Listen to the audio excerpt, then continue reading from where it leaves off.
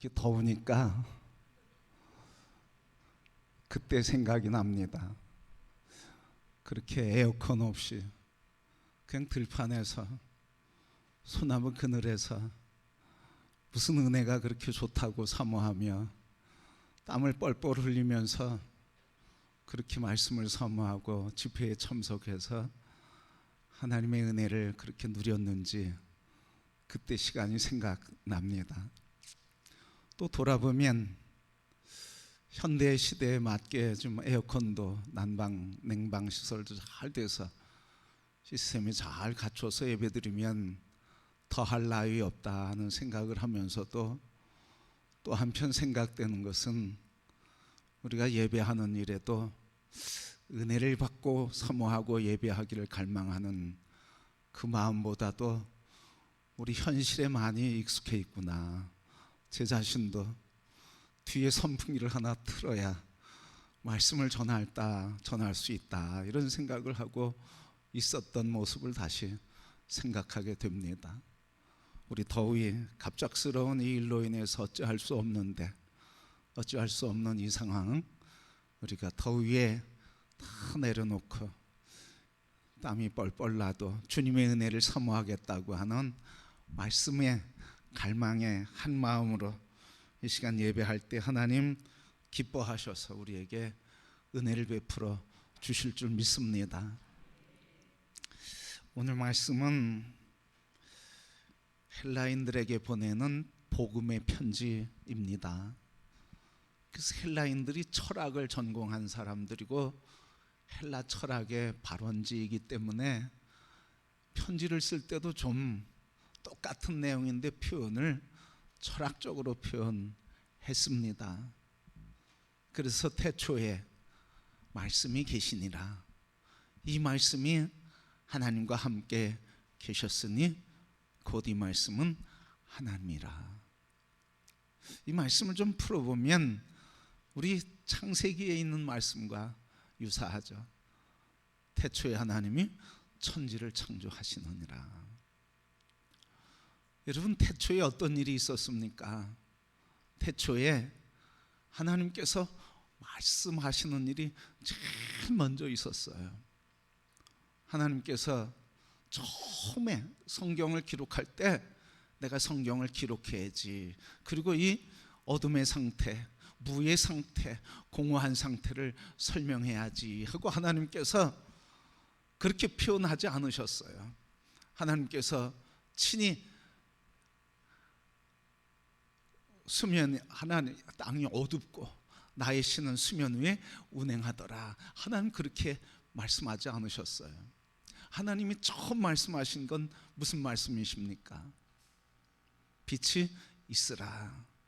이게 하나님의 첫 말씀이에요. 처음에 뭐가 있었다는 거예요? 빛이 말씀이 계셨다는 거예요. 바로 오늘 그 말씀이 그겁니다. 처음에 하나님께서 다른 상황을 설명하지 않고 하나님이 아시고 생각하시고 첫 마디 하셨는데 그게 빛이 있으라. 이게 태초에 말씀이 계셨다 하는 이 표현입니다. 자, 이 말씀이 계셨는데 이 말씀이 누구와 함께 있었다고요? 하나님과 함께 있었다. 근데 이 말씀이 하나님인데, 그런데 그 하나님이 누구와 함께 있다고 하는 거예요? 하나님과 함께 있었대요. 좀 모순된 표현이잖아. 오늘 1절 말씀 보면 말씀이 계시는데 말씀이 하나님과 함께 계셨다. 아니, 말씀이 나중에 하나님이라고 했는데 말씀이 하나님과 함께 계셨대요. 그 표현이 아니고요. 오늘 이 두 번째에 있는 말씀이 하나님과 함께 계셨다 할 때 이 말씀은 말씀이 육신이 되신 예수님을 말씀하고 계셔요. 그래서 예수님께서 천지를 창조하실 처음부터 창조의 사건에 함께 하셨다고 하는 말씀의 증거가 바로 이 1장 1절의 말씀입니다. 그래서 나중에 표현하지만 말씀이 육신이 되어 우리 가운데 거하시니 곧 독생하신 예수 그리스도다, 그렇게 표현하신 거예요.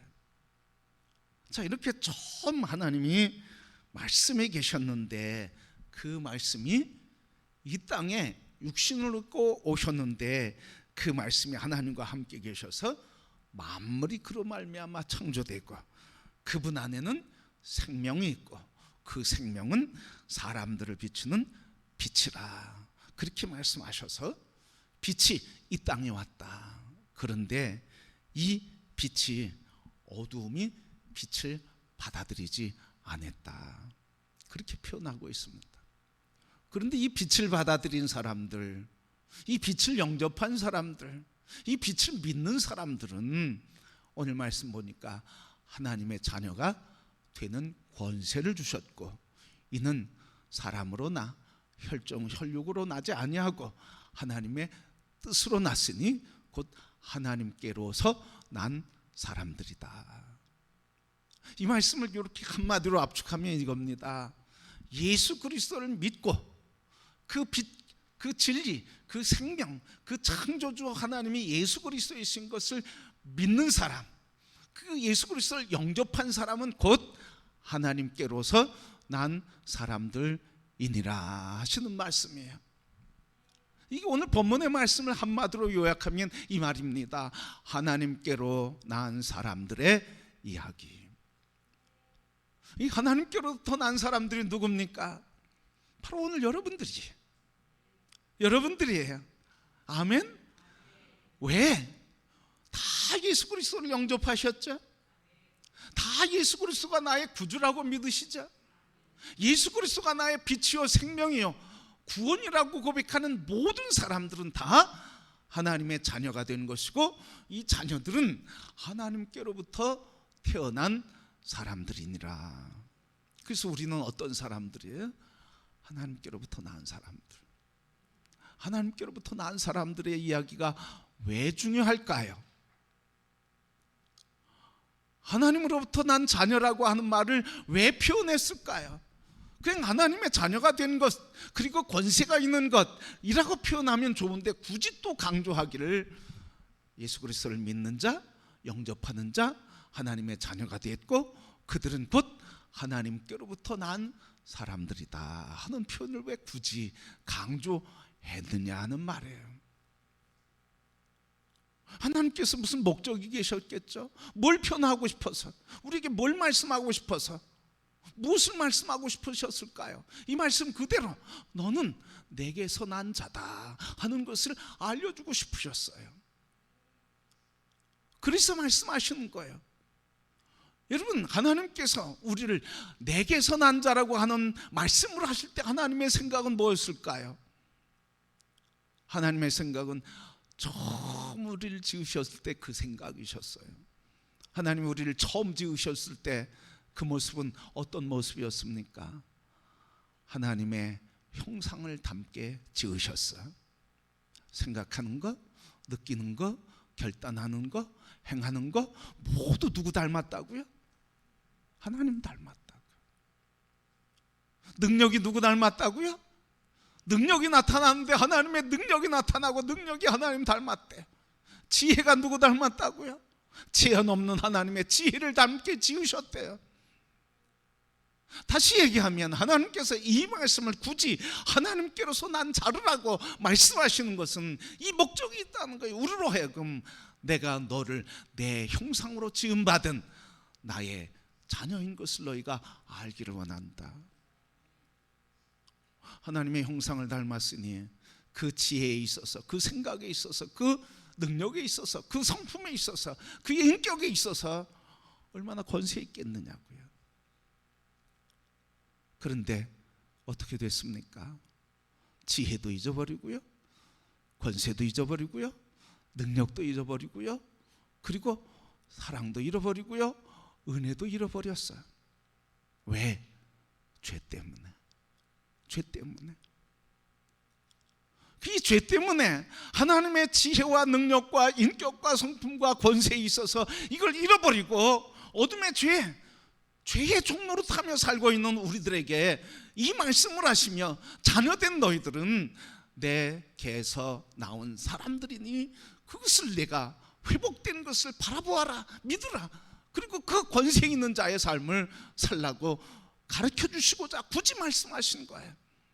그러기 성도 여러분, 우리는 하나님께로부터 난 사람들이니라 하는 이 말씀 속에 담겨있는 하나님의 마음, 내 성품, 가장 나를 닮아 기쁨이요 내 행복이요 내 노래가 되는 너희들이 회복되길 원한다 하시는 하나님의 소원이 들려지는 성도가 되기를 축복합니다. 우리가 하나님 형상이 회복되면 누가 기쁘겠어요? 내가 기쁘기 전에 누가? 하나님이. 왜? 하나님 지으신 그 모습 그대로 나타나니까 하나님이 기뻐하시는 거예요. 사업을 하는 분들은 더 잘 아실 겁니다. 우리의 자녀들이 내가 일궈놓은 사업, 내가 번창케 한 사업, 그것을 경영하고 운영해 나가는 일에 꼭 누구 닮아서 잘해? 꼭 누구 닮아서 잘해. 그러니까 내가 기쁜 거예요. 그걸 바라보면서 기뻐. 바라보면서 행복한 거예요. 왜? 날 닮았으니까. 또 어떤 면은 주님이 말씀하신 것처럼 너희가 내가 하는 것보다 더 큰 일을 행하리라 하신 말씀처럼 나보다 더 잘해, 더 능력이 있어. 그러면 더 행복한 거죠. 주님의 행복과 소원이 뭡니까? 너는 내게서 난 자인 것을 알라. 그것을 회복해라. 그것이 내 기쁨이고 그게 바로 너의 기쁨이니라. 오늘 수해로 인해서 더위로 인해서 지치고 있습니다. 그래서 휴가를 가고 어디 쉼을 얻을까? 어디 시원한 데가 없을까? 시원한 데를 찾아가고 그래요. 힘을 얻기 위해서죠, 여러분. 그런데 그런 게 좀 부족해도 오늘 주님 그 형상이 우리 안에 회복된 것을 확인하고 그 축복의 존재인 것을 발견하고 내가 그리스도 예수 안에서 하나님의 자녀된 권세를 갖고 그 축복을 누리는 권세자라고 하는 이 존재와 자아상과 정체감이 회복될 때 우리는 다른 것들을 이기면서 능히 그 하나님이 기뻐하시는 그 기쁨으로 세상을 살게 될 줄 믿습니다. 이 더위도 이기게 될 줄 믿습니다. 좀 더우면 어때요? 땀 흘릴 수 있지 뭐. 그래, 주님의 은혜가 우리를 위로하고 힘주시니 주님을 예배하야지 하며 믿음으로 이기게 되는 줄 믿습니다. 그러기에 성도 여러분, 하나님께로부터 난 사람들인 것을 기억하시고 나는 하나님께로부터 난 사람이라 고백할 때마다 하나님이 생각하시는 하나님의 형상, 그의 지혜에 있어서, 그의 생각에 있어서, 그의 능력에 있어서, 그의 결단에 있어서, 지정의와 인격에 있어서 주님을 닮은 거룩한 존재인 것을 기억하고 그 능력이 그리스도 예수 안에서 자녀의 권세로 나타나는 존귀한 자인 것을 기뻐하며 감사하며 사는 성도들이 되기를 주님의 이름으로 축복합니다. 그런데 오늘 말씀 보니까 빛으로 예수님 오셨는데 말씀이 육신이 되고 그 육신 안에는 빛이고 생명이 되셔서 이 땅에 오셨는데, 빛이 오셨는데 이 땅에서 그 빛을 받아들이지 않았대. 영접하지 않았대. 오늘 말씀 보니까 영접하지 않았다고 표현하는 말씀이 강조되고 있습니다. 다시 얘기하면 하나님께로부터 나지 못한 자들이 있다는 거예요. 왜? 5절 말씀 보니까 깨닫지 못하고, 10절 말씀 보니까 알지 못하고, 11절 말씀 보니까 영접하지 아니하고. 하나님의 자녀가 된 것을, 그래서 하나님으로부터 나온 것을 깨닫지 못하는 자가 있다는 거예요. 알지 못하는 자가 있다는 거예요. 영접지 못한 자가 있다는 거예요. 그래서 하나님의 자녀의 권세를 누리지 못하고 있다고 하는 말씀입니다. 그러기에 성도 여러분, 하나님께로부터 난 자는 예수님이 하나님의 자녀인 것을 알고, 그분이 나의 구제수인 것을 믿고, 성령님이 나의 도움인 것을 인정하며 그 능력을 의지하고 살아가는 사람, 그래서 하나님 말씀을 순복하며 살아가는 사람이 하나님께로부터 난 사람의 모습인 줄 믿습니다. 근데 이 말씀 가운데 한 단어, 특별한 단어가 있어요. 뭐냐면 11절 말씀 보면 영접하지 아니하였기 때문이다 그랬어요. 빛이 세상에 왔는데 11절 말씀 보니까 빛이신 그분이 자기 땅에 오셨는데 자기 백성이 영접하지 않았다 그랬습니다. 영접하지 않았다고 하는 헬란 말의 뜻은요, 이기지 못했다, 이런 뜻이. 이기지 못했다, 승리하지 못했다는 거죠. 승리하지 못했다는 말씀은, 이기지 못했다고 하는 말씀은 영접지 않았다고 하는 말씀에 본래의 의미를 담고 있다는 거죠. 예수 그리스도를 영접했어요. 사랑이신 주님을 영접했어요. 용서하시는, 무조건적인 용서와 사랑을 하시는 예수님을 영접했어요. 그러면 우리도 어떻게 살아요? 사랑하고 용서하고 위로하고 축복하며 살아야 되겠죠. 그게 바로 오늘 말씀에 있는 것처럼 그 영접하는 자의 삶의 모습이죠. 근데 영접지 않았대, 이기지 못했대. 그 말씀은 바로 이런 거예요.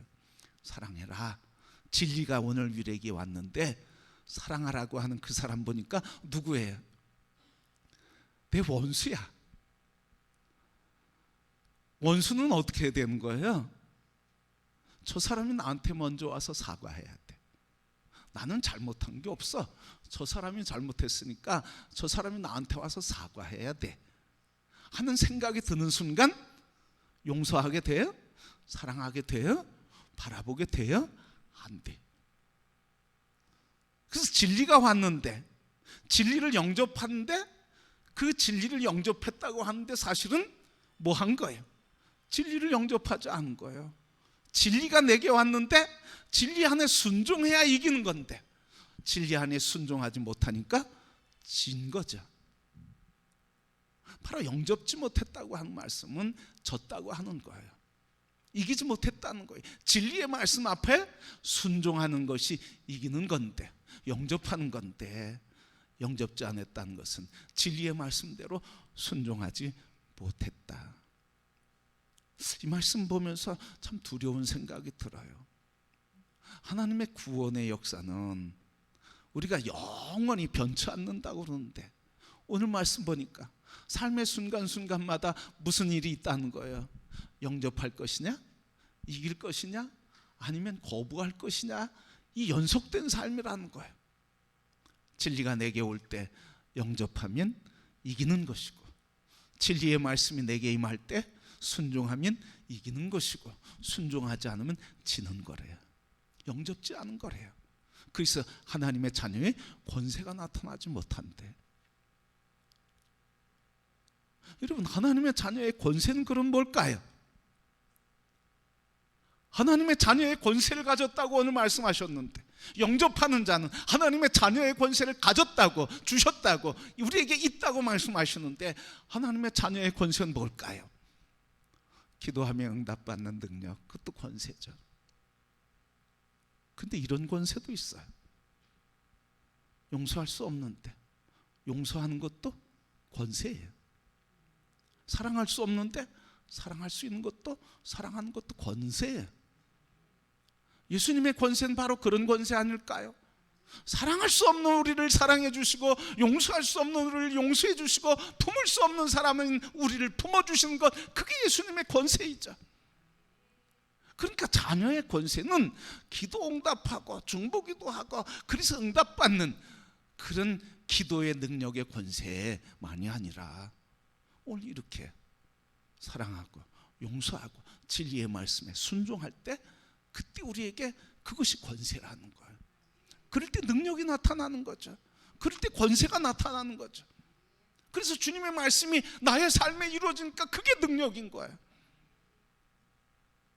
오늘 이 하나님의 자녀로서 난 우리들에게 특별히 이렇게 하시는 이유가 무엇일까 하는 거예요. 바로 우리에게 하나님이 권세 안에 살기를 원하시는 줄 믿습니다. 더위 가운데 너무 지치잖아요. 그러니까 뭐가 올라와? 짜증이 올라오고 감정이 올라와. 그래서 막 부채질을 하면 시원해요? 아니면 더 열이 나요? 더 열이 나. 그래서 해도 시원하질 않아. 왜? 여기서 자꾸 올라오니까, 조절이 안 되니까. 그런데 여러분 어떻습니까? 자녀의 권세 안에서, 생명의 능력 안에서, 빛의 권세 안에서 우리가 사로잡혀 있을 때, 그때 우리에게 마음도 주님의 평강으로 사로잡고, 마음에 잔잔한 평화를 주고, 그리고 이 더위, 그래 더워서 어떻게 하면서도 그러면 어떻게 할 수 없으니까 이겨야지. 그래서 땀은 나는 거야. 더우니까 주님이 지켜주실 거야. 믿음으로 그렇게 이겨나가면서 평안을 누리게 되는 줄 믿습니다. 뿐만 아니라 우리가 그 이 하나님의 자녀의 권세를 가진 자로서 다른 사람에게 내가 위로받을 뿐만 아니라 다른 사람을 위로해주는 능력도 나타나게 될 줄 믿습니다. 덥지? 왜 이렇게 더운지 모르겠어. 그래도 하나님이 우리를 사랑하신 그 뜨거운 사랑은 이 더위보다 더 크니 감사하지. 더워서 힘들고 그리고 피하고 싶지. 그런데 주님의 사랑, 우리를 향한 사랑은 더워도 멈추지 않고 우리에게 다가오니 감사하지. 힘내자고, 우리 함께 주님의 말씀대로 사는 일에 더위 가운데 지쳐서 주저하지 말고 믿음으로 일어나자고. 그래서 주님의 능력 안에 자녀의 권세를 가지고 이웃들에게 위로하며 축복을 하며 격려하며 생명이 넘치는 말을 하며 절망한 사람들을 위로와 평강을 주는 능력을 나타내게 되시는 줄 믿습니다. 그러게 이 더위 가운데 덥다, 힘들다, 어렵다, 이 폭우와 그리고 수해로 인해서 힘들고 어려운데, 어렵다 힘들다 하면 더 어렵고 짜증나지만, 그러나 능히 이기게 하시는 자녀의 권세된 우리, 하나님의 자녀로 우리를 불러주시고 그리고 출생하게 하신 이 은혜를 기억하면서 이제 주님의 위로를 받으며 그 위로를 나눠주는 자녀의 권세를 행하며 함께 이 더위를 이겨가고 힘든 걸 격려하며 소망의 말을 전하면서 함께 이 더위를 이겨가는 모든 성도 될 수 있기를 축복합니다.